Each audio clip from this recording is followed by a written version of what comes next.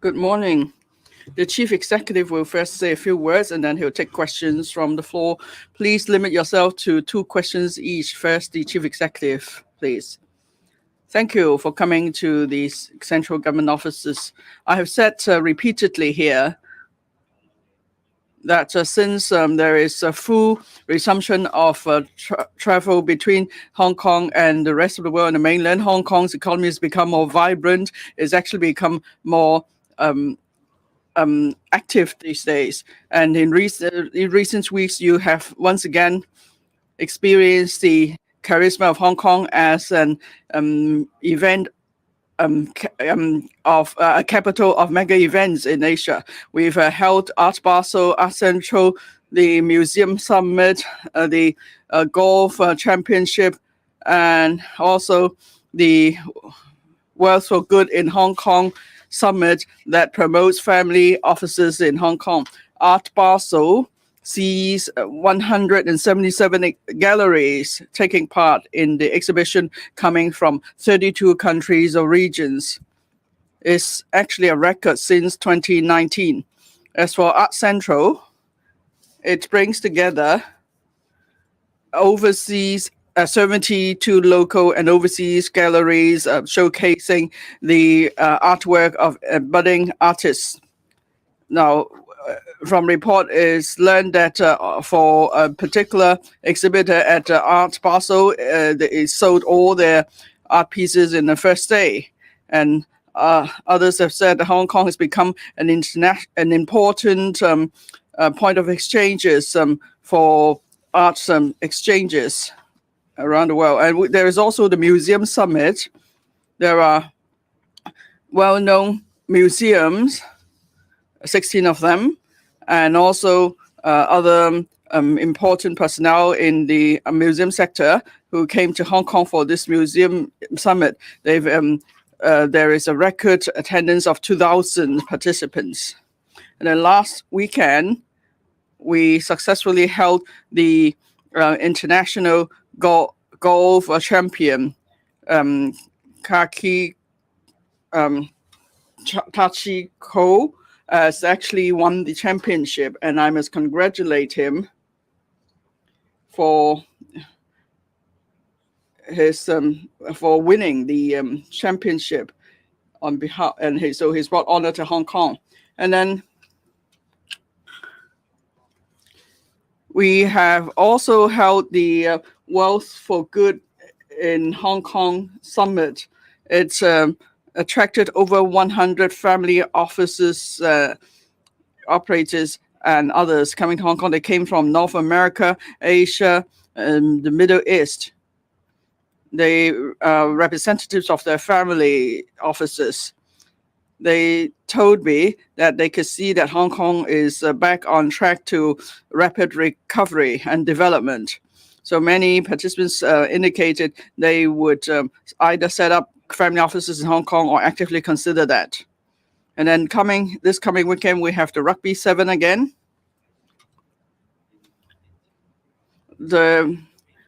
It was held last year when we were still in the pandemic. It was very popular, and I believe this year is going to be even more popular. And I understand that tickets are, selling quickly. Actually, it's hard now to get tickets. Tomorrow, I'm going to Hainan province to attend the Bao'ao Forum 2023. Premier Li Qiang and leaders of governments around the world, leaders of international organizations and international business will all be attending the forum. The theme of the BAO is an uncertain world, and there's still challenges. So we will consider together the various development strategies after the pandemic that will promote international collaboration. I will be establishing ties with some different attendants. I will explain to them the advantages of Hong Kong, and hopefully that will bring more business opportunities to Hong Kong. It will enhance our competitiveness and attractiveness, and then we could work very hard for our economy. Thank you. Now the floor is open to questions. Please first raise your hand if you wish to ask a question, and please limit yourself to 2 questions, and please identify the organization you represent. At the far end, the lady there. I'm from Lao TV. The convener of the Executive Council says that with limited resources, we should first focus on the development of the Northern Metropolis rather than the Khao Yi Chau Reclamation. Do you agree that the Northern Metropolis is more important than the Khao Yi Reclamation? Second question, there are cheap tours coming to Hong Kong, which enact legislation to regulate the quality of these tour groups and, limit their access to certain eateries and so on. Now, in my policy address, I mentioned both the Northern Metropolis development strategy as well as the Khao Yi Chau Reclamation Project. So both projects were mentioned in the policy address. That means both projects will go ahead. And for both projects, we need to make sure they are going to work well. Now, we have considered the overall land supply in Hong Kong. We need to provide sufficient land for housing needs and economic development. We also have to compare ourselves with the rest of the world in terms of our competitiveness. So we need to meet housing needs, but we also need to take care of the competitiveness of Hong Kong. As I said, we have to promote economic development. Definitely land is important. We need to have sufficient land for us to develop our economy. And also,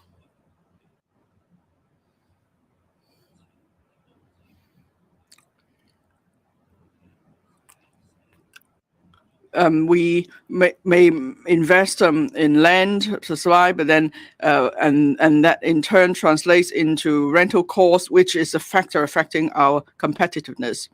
Now, in Hong Kong, the median living space is about 16 square meters.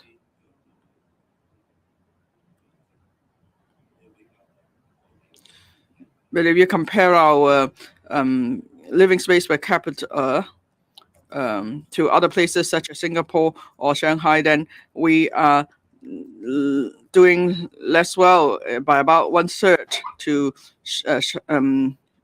Singapore and Shenzhen, and even by 40% compared to Shenzhen. So do we just stay stagnant? Can we not work for more living space? Why must we limit ourselves to the current living space standard? Can't we do even better than other cities in terms of the living space for individuals? And also, when we talk about being competitive, it's not about competing with ourselves, it's competing with the rest of the world. We need to do better than others.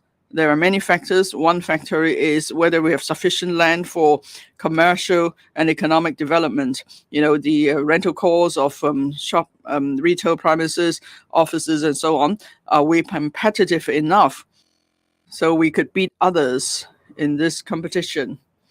That's why I keep stressing we need to look far ahead.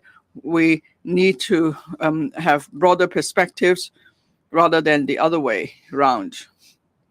So over the years, because of limitations in land supply, so it's actually become a bottleneck for us to be competitive. We need to compete. We need to improve the housing condition. We need to have sufficient land for commercial purposes. So for the Northern Metropolis and the Khao Yi Chau artificial islands, they will provide land not just for 5 or 10 years, but we're talking about a longer term of 30 or even over 50 years. We're talking about the benefits they bring to Hong Kong for such a long term, and then also to make Hong Kong more competitive. Now, if we look at reclamation, compared to other cities, we don't have large number of reclamation projects. Reclaimed land only accounts for about 7% of our land areas. We often compare, make reference to Singapore. In Singapore, 20% of the land is reclaimed. So we don't just look at the present, we need to look far ahead. Now, Hong Kong must not lose out to its competitors. We keep saying that. So when we consider overall supply, we can't just look at the present. We have to consider our competitiveness with the rest of the world. And we shouldn't just be looking at the next 3 or 5 years. We need to look much further ahead. So, of course, we are keen to listen to views to see how we could do this properly. So the Development Bureau is now consulting various parties, and we will consider all views carefully, of course. If there are any new ideas or views, definitely the Development Bureau will provide information and scientific data as once for consideration.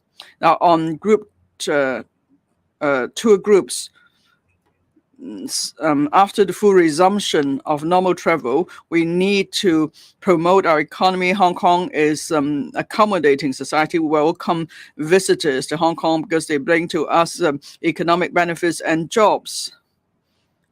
Now, we are at the early stage of return to normalcy. There is some confusion or there are some chaos, and there's a need to do better management. So yes, there's a need to plan group tours better. There need to be better policies and measures as well as better management. The relevant bureau and departments, including the Culture, Sports and Tourism Bureau and the relevant regulators of travel agents, will work very hard so that they could address the various issues brought about by the tour groups, such as traffic congestion and so on. I'm sure they will come up with good measures so we could ensure the sustainable development of tourism, and we'll make sure that all visitors have a pleasant experience in Hong Kong. At the same time, they will address the issues brought to the different districts.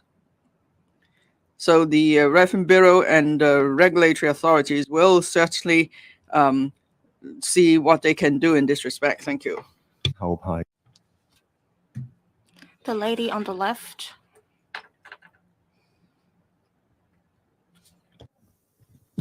Two questions from RTHK. So the first question is on Sunday's protest march. How likely are the conditions applied to the procession will be extended to all the protest march in the future? What's your take on the conditions? Are they necessary to ensure that the protests are conducted in a peaceful manner?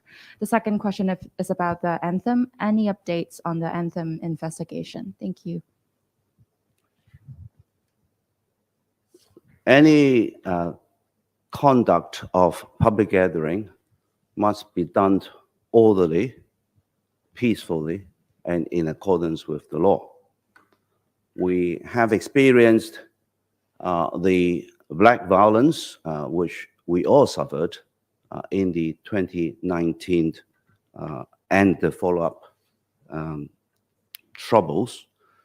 So we have to be careful that any public gathering will not be either hijacked or turn into troubles that will cause not just inconvenience, but risk to public order, public safety, and also national security.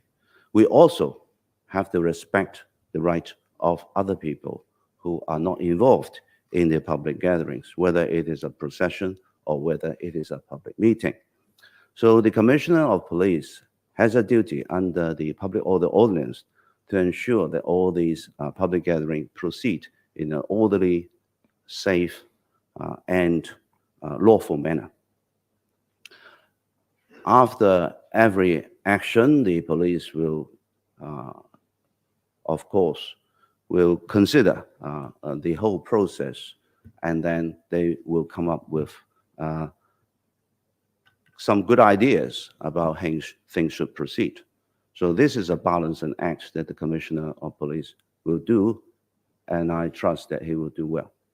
So Commissioner of Police will, as a result of each public gathering, look at what has happened and then gather the experience, plan for plan for future handling. So I will leave it to the Commissioner of Police to deal with it.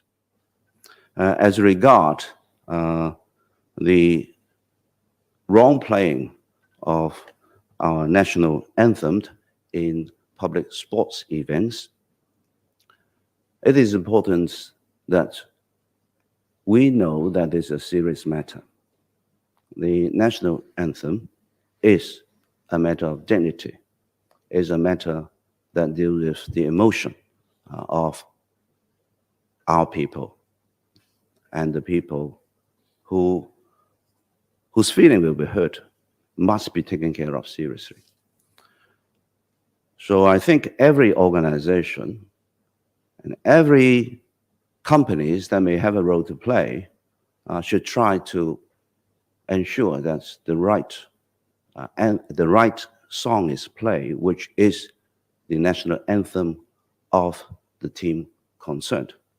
So our national anthem must be played on such occasions. The responsible sports association should take all its best to ensure this is done. We have guidelines drawn up for this, and I know that the Ice Hockey Association has submitted its report to the Sports Federation and Olympics Committee. Colleagues in the Culture, Sports and Tourism Board will be meeting representatives of SF and OC to see how this incident happened and what measures should be taken against it. My guidance in this is very clear. Those who are in the management or who are the leading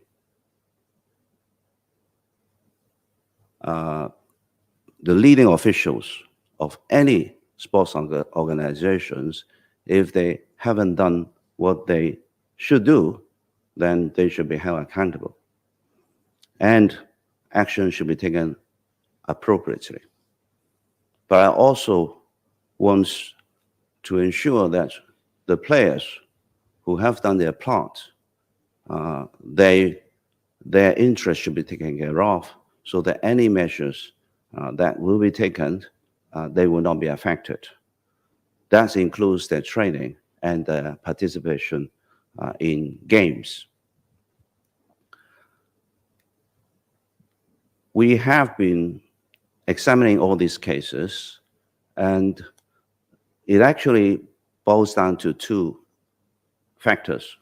One is whether our teams have done what they are required to do under the guideline. The second, the organizers, whether they are doing what they are supposed to do.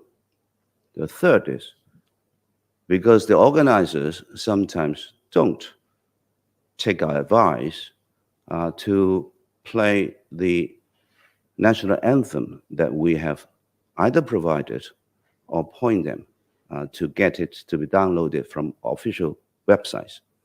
They have taken to Google to search for the national anthem.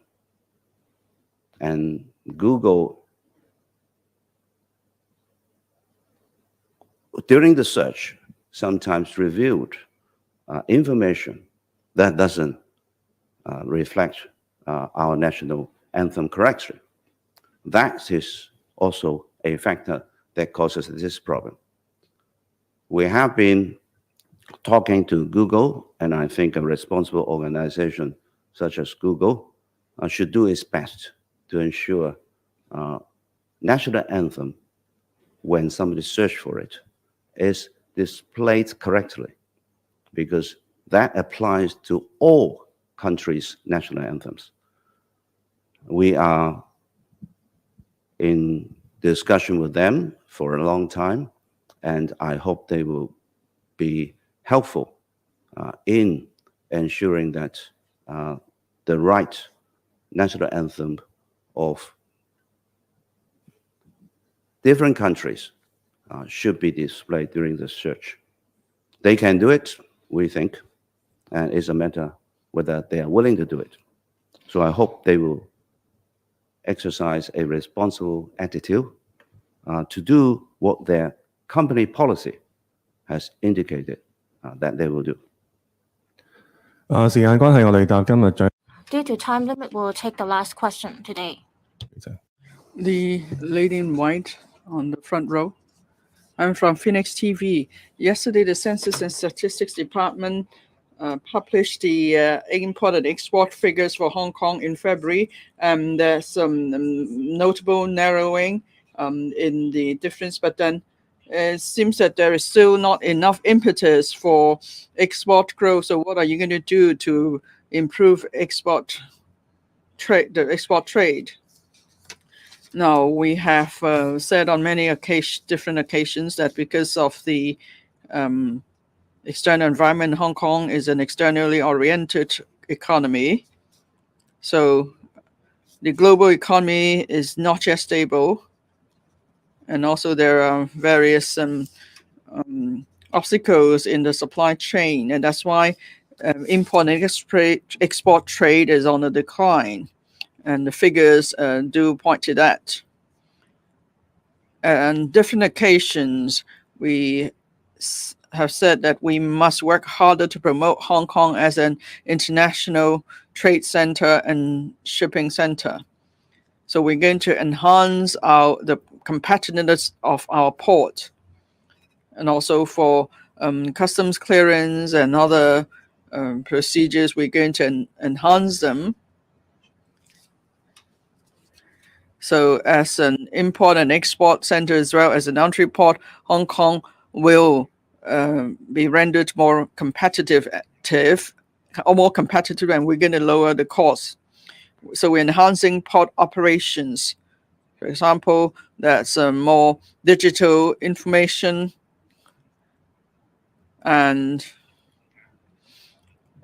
during different stages of shipping, goods could be tracked properly.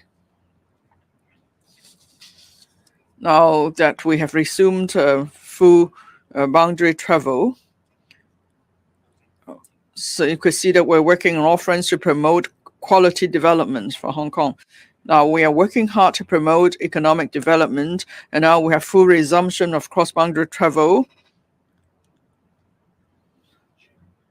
Also on the mainland is keeping totally open to the rest of the world. So with all these developments, we hope to see improvement.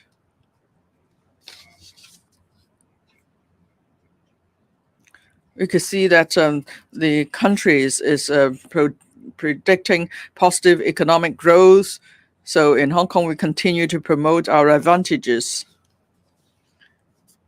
Now, during my overseas visits and the visits of our officials, we've been promoting the advantages of Hong Kong. Now, I'm going to attend the Bao Forum, and we're also going to make other trips outside of Hong Kong. We will continue to promote Hong Kong's advantages so that we could become more, and we will enhance our competitiveness, and then our trade and port industry will earn a prominent place in the world. Thank you. That's the end of the press briefing. Thank you.